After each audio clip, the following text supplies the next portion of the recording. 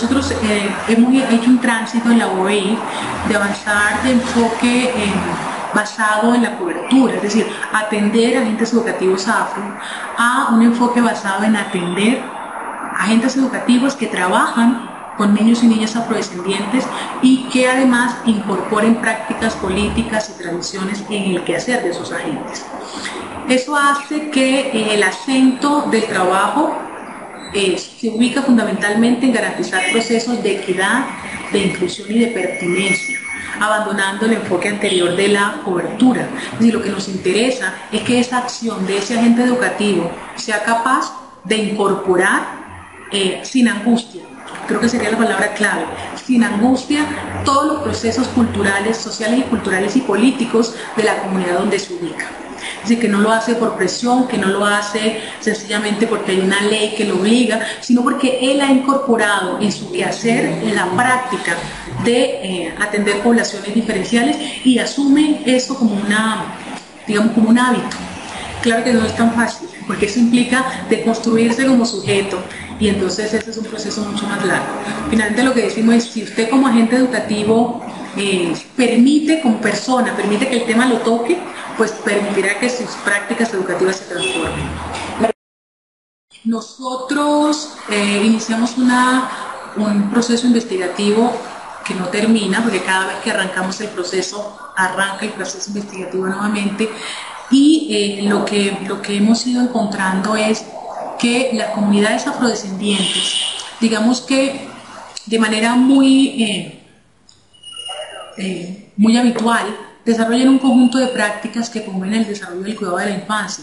Por ejemplo, lo que tiene que ver con la espiritualidad afro, esa relación que hace las comunidades con estos dioses africanos y esta relación con los dioses católicos, que en muchos casos es satanizado como brujería, pero qué importante ha sido para la comunidad afro rescatar todas estas deidades africanas, y lo que hace el proyecto también es como mostrarlas y facilitar que esa persona que desconoce ese tipo de pautas las mire sin temor. El simple hecho de decir con confianza afrodescendiente y no decir con miedo negrito, morenito, trigueñito, oscurito, eso ya le va dando confianza al maestro en cómo relacionarse con esa comunidad afrodescendiente. En las pautas han salido cosas tan interesantes como el cuidado de la primera infancia desde un escenario comunitario, desde la familia extensa, donde la abuela, las comunidades afrodescendientes somos matrifocales.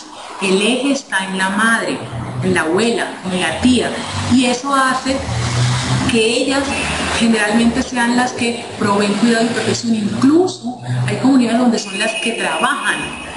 La comunidad mestiza perfectamente puede ver eso en forma equivocada, porque lo tradicional en ese otro contexto es que sea el hombre el que trabaja, pero perfectamente hay comunidades donde eso es un valor importante. La forma como se transmite el saber a través de la oralidad. Regularmente la escuela anula la oralidad y la reemplaza por la escritura. Lo que nosotros estamos promoviendo es que las dos coexisten, porque para la comunidad afro el tema del lenguaje es una herramienta fundamental para todo el tema de socialización de la infancia. Así como esa hay otras, por ejemplo el tema de los peinados. Los peinados no son una moda. Los peinados en antaño eran la forma como las mujeres le indicaban a los hombres, las mujeres les daban permiso para ir a sacar el agua, para ir al sembrado, podían moverse, porque los amos las veían inofensivas. Ellas a través del peinado a las niñas le indicaban a los hombres qué encontraron en el camino. Eso, si el maestro lo supiera, no niega que la niña vaya con sus trenzas y que vaya con sus chaquiras. La forma del lenguaje. Los afros en Colombia vivimos en el Caribe o en el Pacífico. Yo soy del Caribe, pero ya he ido matizando el lenguaje. Normalmente les van a decir es que hablan mal. Se comen las palabras, se comen las heces, tienen un lenguaje extraño, en fin. Lo mismo le pasará a los compañeros del Caribe en general. Pero una de las hipótesis que no hemos comprobado, pero es súper bonita, es que esa forma de hablar mal era una forma de resistencia cultural a la esclavitud y a la dominación. Es decir, a mí me obligan a hablar castellano y yo le voy a hablar mal. porque es una forma también de rebelarme ante esa imposición. Si esa hipótesis resultara cierta, mira qué importante es explicarle a los niños, a los maestros, que esa es una forma de resistencia cultural que tiene un valor y un peso en la historia. Entonces ya ese niño deja de ser objeto de burla porque habla entre comillas mal. O sea, detalles como ese.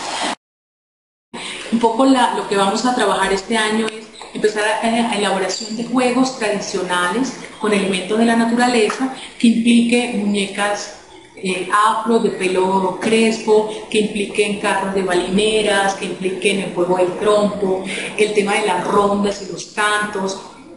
El año pasado fue importante trabajar un poco con los maestros, porque cuando empezamos a rescatar rondas, había unas rondas que tenían un título, es decir, eran rondas de roles. Pero cuando uno oía la ronda, claramente reforzaban imaginarios alrededor de la esclavitud. Que, por ejemplo, había uno que le decían al niño, diga usted Jaime, el amo te va a castigar, te va a vender o algo así. ¿Por qué? ¿Por qué? Porque tú no sabes comer. Le decía, dígale al amo que no me venda, que yo voy a aprender a comer.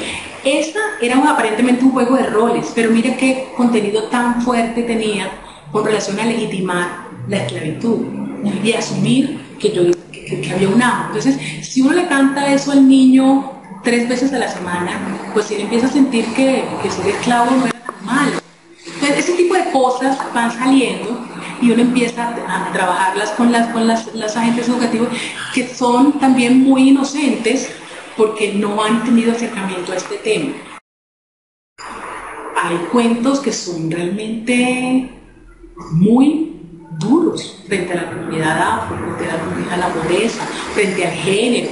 Entonces, ese tipo de cuentos también hay que hacerle un análisis y que la gente aprenda, la gente educativa aprenda a clasificar qué les da. Es decir, qué de eso que le está enseñando refuerza una cosa o refuerza otra. Bueno, nosotros, la alianza que en este momento tenemos con mayor fuerza con el Programa Presidencial para la Población Afrodescendiente, aquí hay un componente de educación y desde ese componente estamos promoviendo 2 procesos. Uno, este proceso de formación en pautas de crianza y el otro es un proceso de caracterización de la primera infancia víctima del conflicto armado, por supuesto afro. Digamos que es un socio estratégico. El Ministerio de Educación, con el que tenemos una relación como de compartir resultados, el Ministerio está todavía muy enfocado al tema de poner a operar el programa. Es un programa con muchos recursos, con mucho impacto. Nosotros entendemos que hay un camino que agotar, pero sin embargo siempre han estado muy atentos. Hemos hecho comité de trabajo, más en la primera etapa que ahora, pero definitivamente hay una relación importante. Y a nivel regional, con las alcaldías, donde todavía la política pública de primera infancia está muy obligada con la política de la nación. Entonces eso hace que también las angustias de la nación se reparten en las regiones, pero lo que sí es cierto es que en las regiones hay una receptividad enorme porque ellos tienen, entre comillas, el problema ahí. ¿Sí? La necesidad allí, las ganas allí. Además hay una organización afro en muchas regiones que presionan que esas políticas se den, que se ejecuten, acompañan, presionan, piden, en fin, y eso creo que ha ayudado mucho. Digamos que lo importante es que vamos a dejar el tema en el imaginario del agente educativo, pero en la preocupación del decisor de política pública. Eso ha sido importante, porque este es un tema que ha tenido poco desarrollo en el país y cuando uno llega con el proceso, inmediatamente empieza a la gente a despertarse y las ganas de hacer cosas y a ser consciente de la necesidad de avanzar por allí, porque la gente está pensando primera infancia en cobertura, que tengan esto, que tengan lo otro, que tengan la maestra, pero todavía no están pensando en qué es lo que están aprendiendo. Y creo que allí tenemos un gran escenario. El esfuerzo del país ha sido maravilloso. El Ministerio está abriendo una convocatoria enorme para formar agentes educativos y ahí hay una posibilidad para que este tema tenga cabida.